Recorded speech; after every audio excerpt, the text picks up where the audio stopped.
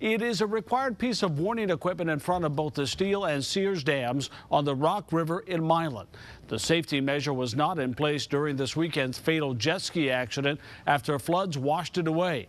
Two men from Cambridge were jet skiing in a marked no boating area near the dam. They both got trapped. The one you see here in the water was rescued and is recovering tonight, but the other drowned. KWQC's Mark Stevens has been investigating the boat barrier, and Mark, it's actually the very last warning system in the water marking the dam.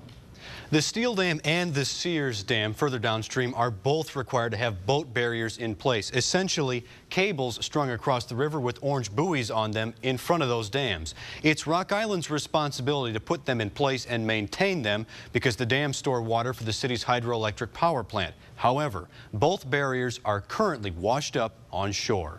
We're required to put that up by May 15th every year, May through October 15th. Okay. And if for some reason we can't have it up, then we notify the Federal Energy Regulatory Commission that we don't have it up. Rock Island Public Works Director Randy Tweet says his crews couldn't get the barriers in place by May 15th. Too much water flowing down the Rock River.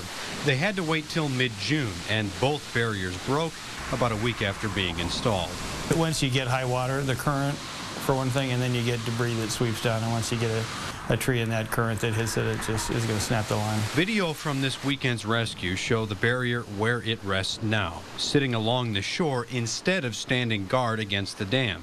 It's still there because Tweet says there's too much water to make any repairs. We can't work on it until the river falls below 9.8 feet, and the current projections only go out a week, and it's scheduled to level off just above that, so I really don't have a time frame. Even if it had been in place, it's not clear if it could have prevented the accident from occurring.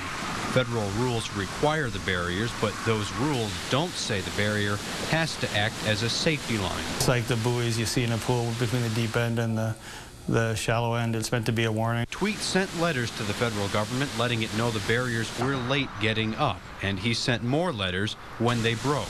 The other warning signs are still in place. There's a number of warning signs upriver from that, and then some buoys also that say no boating zone.